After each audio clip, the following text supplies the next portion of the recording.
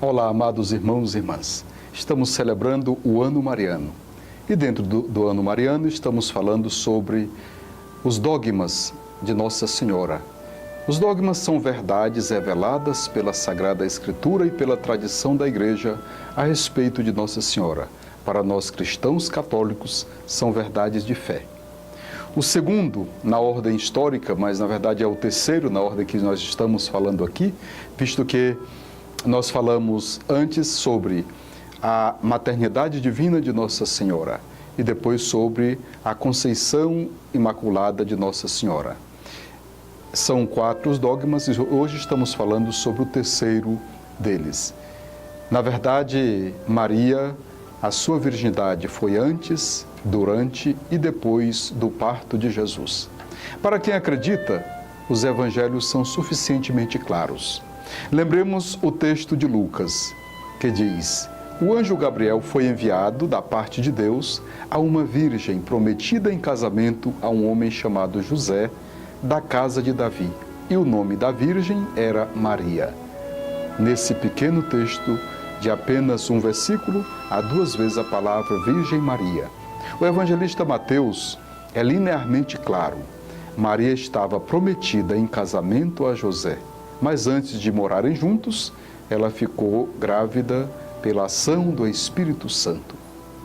O dogma da virgindade de Maria está sempre ligado à sua maternidade divina. Maria é mãe de Deus. E ele foi se preparando, se firmando ao longo dos primeiros séculos, nas pregações, nos escritos, na doutrina dos santos padres da Igreja, que são aqueles padres que são marcados pela ortodoxia, pela antiguidade e que realizaram os primeiros concílios. Depois também isso entrou na liturgia da Igreja, ou seja, na celebração.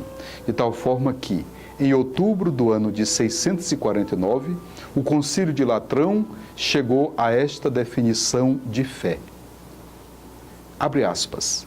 De acordo com os santos padres, Maria, Mãe de Deus, em sentido próprio e verdadeiro, permaneceu sempre santa, virgem e imaculada, quando em sentido próprio e verdadeiro concebeu do Espírito Santo, sem o concurso do sêmen do homem, e deu à luz aquele que é gerado por Deus Pai antes de todos os séculos, o Verbo de Deus, permanecendo inviolada a sua virgindade também depois do parto.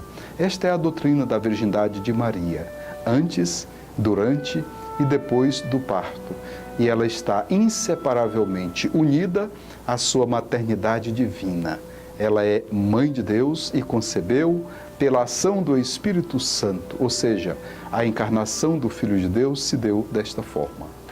O dogma da virgindade de Maria quer ainda afirmar que Jesus, concebido pelo Espírito Santo e nascido da Virgem Maria, é o filho primogênito e único de Maria de Nazaré. Ou seja, Jesus Cristo, o Messias, não teve irmãos ou irmãs carnais, nascidos do ventre de Maria, de Nossa Senhora. Tiago Menor, um dos apóstolos, ele é chamado de irmão do Senhor. E outras vezes se fala nos irmãos de Jesus presentes entre os seus ouvintes. Mas todos sabemos que em hebraico a palavra irmão pode indicar qualquer parentesco, como sobrinho, um tio, um primo ou em alguns casos até um amigo muito próximo da família. Isso nunca foi problema teológico para a Igreja, nunca. A virgindade de Maria vai muito além de um dado apenas biológico ou físico.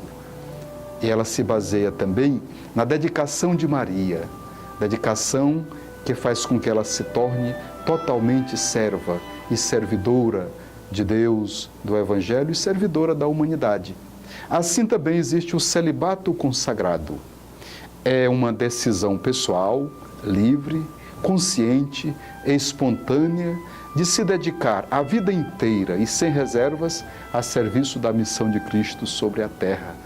Ontem à noite nós tivemos a alegria de celebrar o diaconato de 2 seminaristas que consagraram, dedicaram toda a sua vida a serviço de Deus e do Evangelho. Assim como Maria, que pelo seu sim consagrou-se inteiramente à missão que Deus lhe propunha, que Deus lhe deu, ela obedeceu humildemente, acolheu o plano de Deus e a ele doou-se sem reservas. Vazia de todas as pretensões humanas, pessoais, tornou-se pobre de si, deixou-se envolver pela riqueza de Deus. Maria tornou-se, assim, exemplo sublime da perfeita consagração pela sua pertença plena e pela sua dedicação total a Deus. Ela é um modelo para nós dessa pureza de que nós também podemos nos consagrar ao serviço de Deus. Que o Senhor nos abençoe, nos guarde. Amém.